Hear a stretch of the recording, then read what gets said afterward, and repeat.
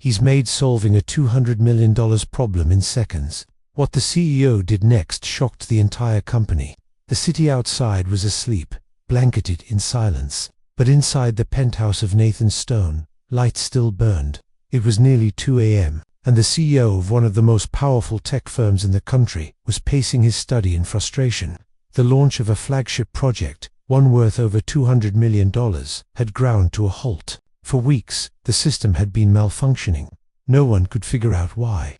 His engineers, consultants, even the best freelancers he could hire, none had found the answer. Time was running out, and so was his patience. In the quiet kitchen, Nathan moved to pour himself another coffee. But just as he reached for the pot, a faint rhythmic clicking sound caught his attention. He froze. It was the sound of someone typing. He turned toward the hallway, the sound growing louder as he approached. The study. No one should have been in there, certainly not at this hour. He pushed the door open, and there she was, Emma, the new maid. Brunette, young, polite, and quiet. She had been working at the penthouse for just under 2 weeks. Nathan had barely exchanged more than a few words with her, but now she was sitting at his desk, typing furiously, eyes fixed on the glowing screen. "What the hell are you doing?" Nathan's voice cracked through the silence, sharp and commanding. Emma jolted upright, her hands flying away from the keyboard. She looked like a child caught somewhere she shouldn't be. I'm sorry," she stammered, stepping back from the chair. I didn't mean to." "You're not supposed to touch that," Nathan said, moving toward the desk. His expression was unreadable, but his voice carried an edge. "I know, I really am sorry," Emma said quickly. "I just saw something that looked wrong. I wasn't trying to interfere." Nathan leaned over the screen, annoyed, until his eyes scanned the lines she had touched. Then he stopped. The section she had been working on had plagued his team for weeks. Somehow, in just minutes, she had corrected it. Not only that, but the structure, her changes. They were clean, elegant, flawless. His fingers hovered over the keyboard. He double-checked, triple-checked. She was right. His mind reeled. "How did you even know what you were looking at?" "I studied computer science," Emma said, her voice quiet. "A while ago. I had to drop out." Nathan stared at her. "Where?" he asked. "MIT," she replied. "But I didn't graduate. My mum got sick. We lost our home. I took whatever work I could find." There was no pride in her voice, just fact. Nathan looked at her again. Really looked. She didn't just fix a problem. She saw something his team of engineers had missed for weeks. And she had done it without asking for anything in return. Emma stood there, her hands clasped nervously in front of her. "I didn't mean to step out of line. I'll leave now if you want." He didn't answer right away. He was still staring at the screen. "You rewrote that entire function," he said eventually. "That one mistake was costing us a fortune." Emma shifted awkwardly. "I only changed a few things. I didn't mean to touch anything important." Nathan let out a breath and slowly turned toward her. "You just saved a multi-million-dollar project." Her eyes widened. "I did." He nodded once, still stunned. "I'm sorry," she said again, voice trembling. Nathan shook his head, this time more slowly. "Don't apologize." Emma blinked, unsure of what to say. He stepped back from the desk, running a hand through his hair. The room was quiet again, but different now, charged. After a long pause, he looked at her. "You're not just a maid," he said softly. Emma gave a weak smile. "No," she whispered. "But it's all I am right now." Nathan nodded slowly. "Maybe not for long." And with that he turned and walked out of the room, his mind racing with thoughts none louder than this. He had just witnessed something extraordinary, and he had no intention of letting it go unnoticed. Nathan Stone had made his career reading people. He could spot arrogance disguised as confidence, mediocrity hidden behind flashy degrees, and ambition fueled by nothing but ego. But Emma Hayes, she was a puzzle that refused to be solved at a glance. The next morning, while the city below buzzed with suits and stress, Nathan sat in his office with his assistant's report in hand. There was little to find. No college degree, no official certifications, a few short-term jobs, waitressing, retail, janitorial work. Currently working for a domestic staffing agency part-time, she lived in a modest apartment on the edge of the city in a neighborhood most executives avoided. But one detail stood out like a red flag. Emma had once been enrolled at MIT Computer Science, top 10% of her class, then withdrawn. No reason listed. That alone explained everything and nothing. Later that evening, Nathan found her wiping the marble stairs outside his study. She worked with focus, her hands swift but precise, as if even dust didn't deserve to stay where it wasn't supposed to be. "How long have you been doing this?" he asked casually. Emma looked up, startled to see him there. "Cleaning, a few years on and off, and before that." She paused, then gave a small smile. "School. What happened?" he asked. She hesitated. "Life. My dad made some bad investments, lost everything. My mum's health declined. Bills piled up. I dropped out to help." He nodded. "Might right." Her eyes widened. "You looked me up." "I look up everyone who touches my code," he said, only half joking. Emma gave a soft, resigned laugh. "It feels like a lifetime ago." Nathan studied her face. She wasn't bitter, just tired. The kind of fatigue that did not come from mopping floors, but from carrying too much for too long. That night, after she left, Nathan opened a folder from a lower-level analyst team, one he knew she might come across while tidying his desk. Inside, he inserted a deliberately flawed snippet of code. It wasn't overly complex, but tricky enough to trip up someone without a trained eye. The next morning, the file was back in place with one handwritten note tucked neatly inside. "Fixed validation loop error. Hope that's okay." No signature, just quiet brilliance. She had solved it in less than 10 minutes. He did not say a word, but from that day forward, he started noticing everything. The way she adjusted his grandfather clock when it ran 4 minutes fast without being asked. The way she organized the books in his study, by subject, then by author. The way she paused for a moment when passing his late mother's photo on the hallway table, gently wiping the frame as if it mattered more than the glass beneath it.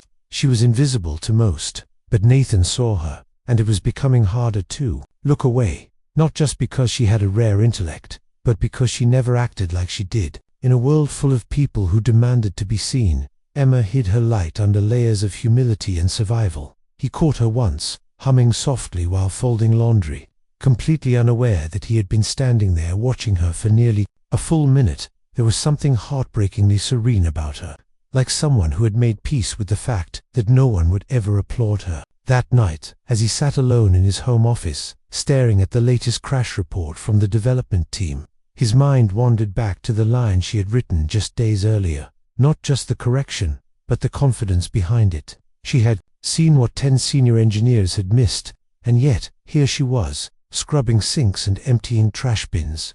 Nathan leaned back in his chair and whispered aloud, "You don't belong in that uniform." But he knew Emma wouldn't be the one to take it off. If anything were going to change, it would have to start with him. Nathan Stone was not a man who believed in luck. He believed in systems, structure, testing, and data. And right now, the only data point he could not fully explain was Emma. So, he began running his own tests, quietly, subtly. He continued slipping coded puzzles and logic traps into files she might stumble across during her cleaning shifts, sometimes left open on his screen, sometimes half buried in a pile on his desk. They weren't easy.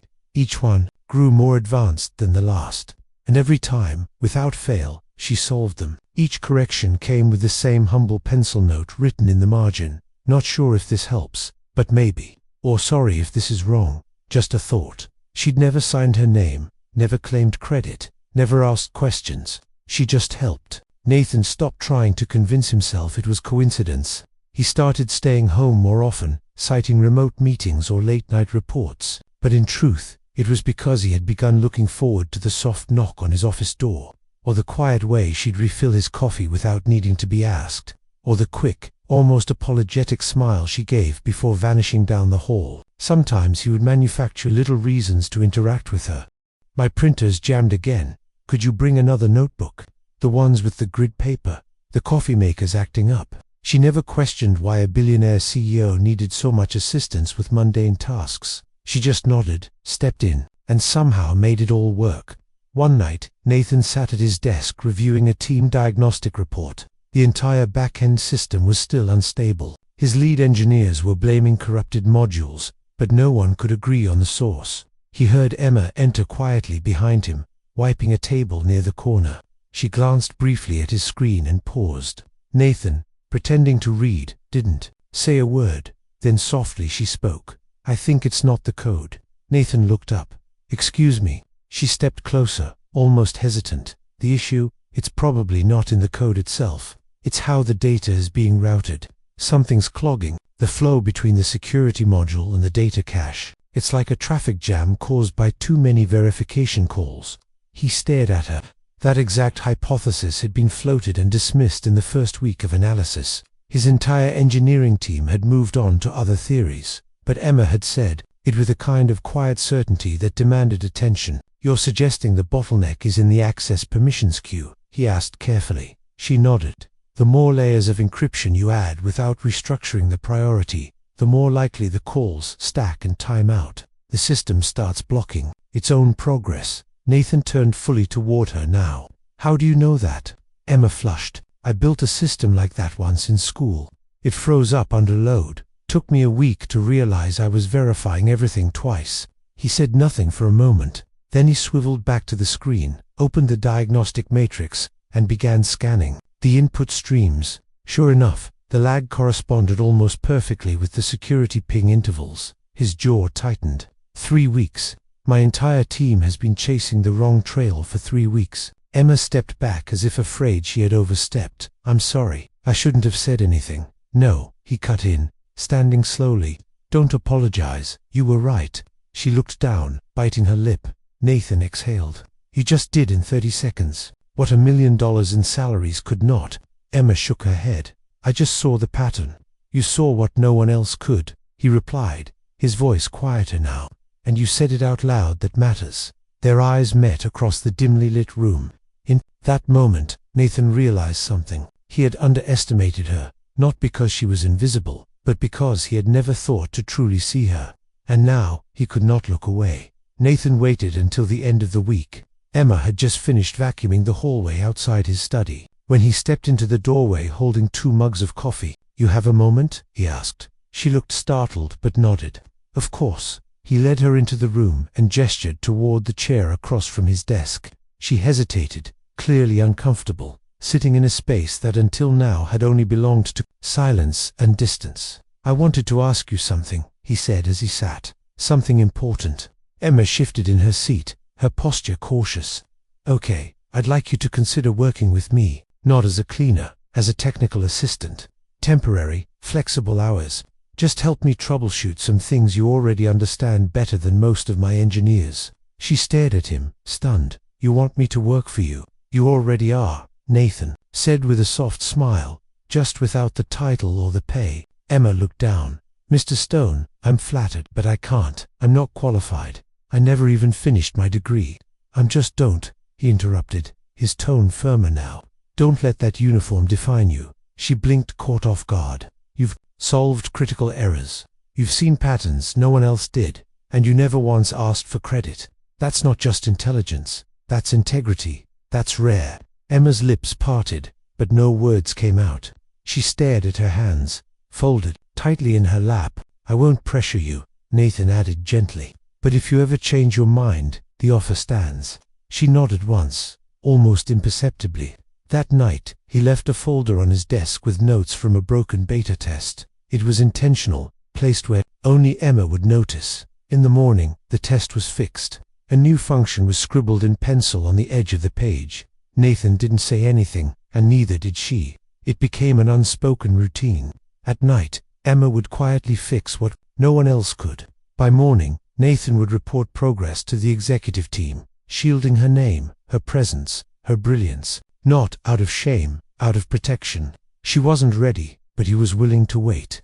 One morning, Emma entered the study to find the room empty. But on the desk was a small tray, a sandwich, fruit, a glass of juice. Nothing extravagant, just thoughtful. Beside it was a handwritten note. "Don't skip breakfast, just because you're always thinking of others." She smiled, truly smiled, and for the first time in a long while, her hands trembled.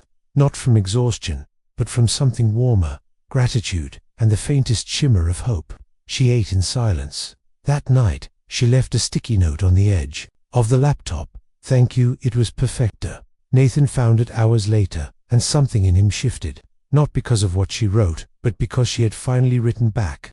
The tension in the boardroom was thick, almost electric. Nathan stood at the head of the long, gleaming table, flanked by department heads and senior engineers, each more impatient than the last. The latest project, one that had been hemorrhaging millions, was now back on track, stable, functional, weeks ahead of the new deadline, and no one could explain how.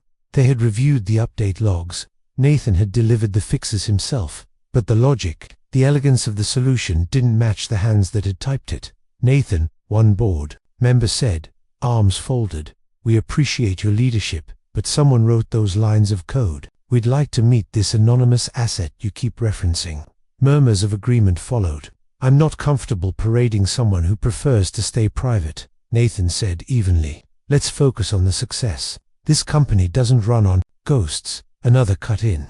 "We deserve to meet the person who saved it." Nathan's jaw tightened. He had promised himself and Emma that her identity would remain protected, that he would not expose her before she was ready.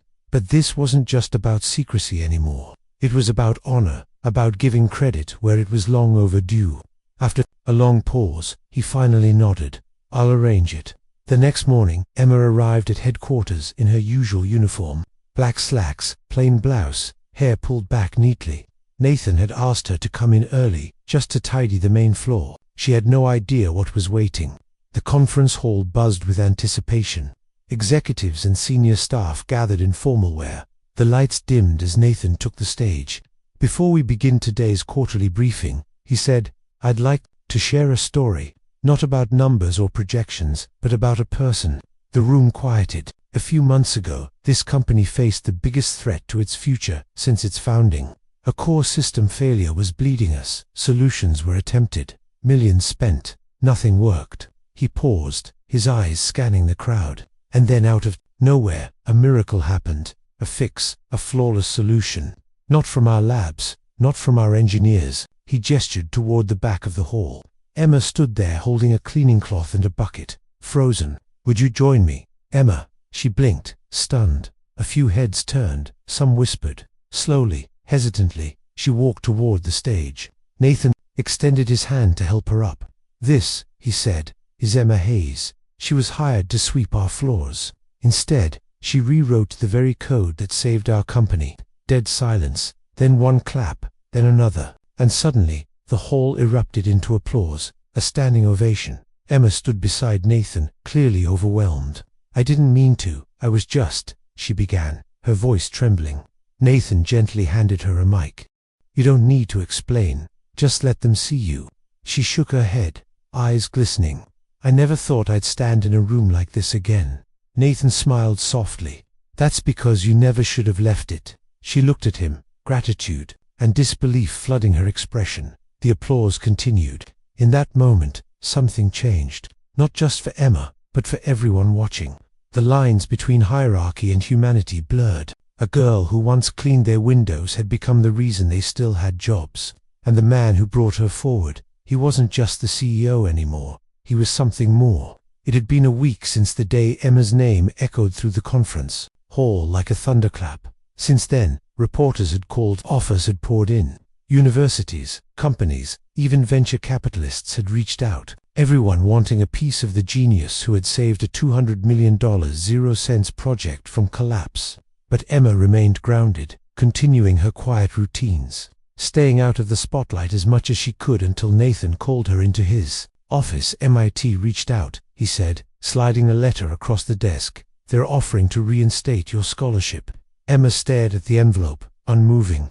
"They'll even give you credit for prior coursework," he added. "You could finish your degree in under 2 years." She smiled faintly, but the hesitation in her eyes was immediate. "I can't go back," she said softly. "Why not?" "My mother," she replied. "She's stable now, but not well. If I leave town, there's no one to care for her. I won't leave her again." Nathan studied her, then nodded. "Okay." She looked at him, surprised. "Okay, I understand," he said simply. "But just know when you're ready, the door is open." She left the office with the letter in hand, unsure whether to feel grateful or disappointed. Mostly, she felt torn between a dream she'd long buried and a responsibility she had never resented carrying. 2 weeks later, Emma received a call from the care center.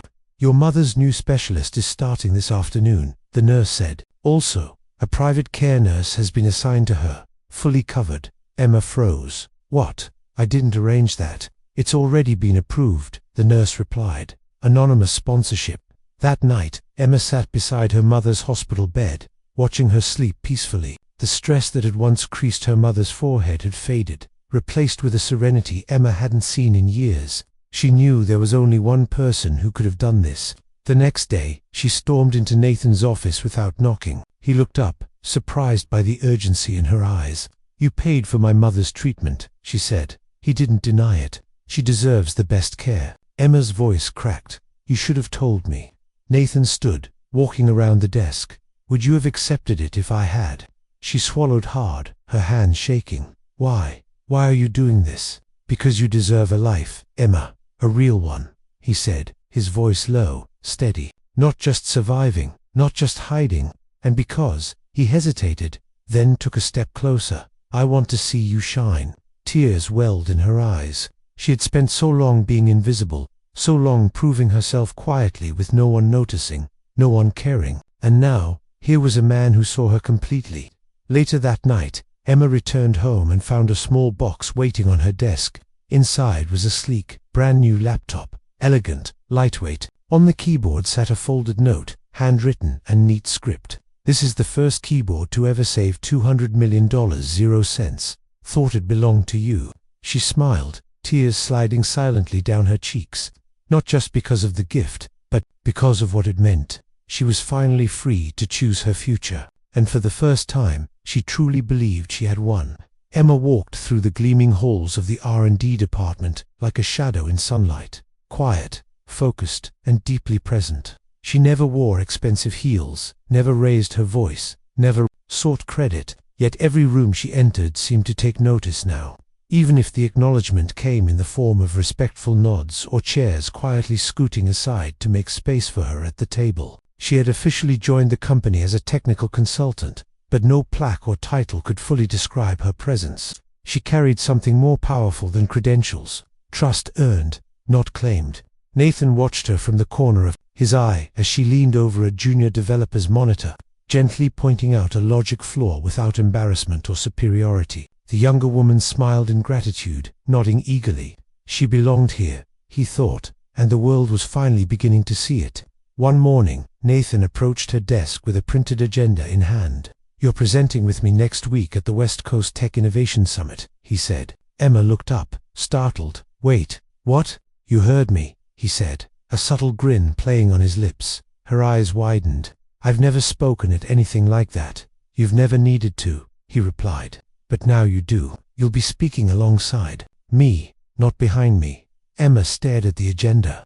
Her name was listed right below his. She hesitated. "What if I say something wrong?" Nathan tilted his head. "Then we'll fix it together." The days leading up to the event passed in a blur of prep sessions, slide reviews, and last-minute jitters. Emma rehearsed every line, but Nathan encouraged her to speak from instinct, not script. "They need to hear your voice, not mine," he said.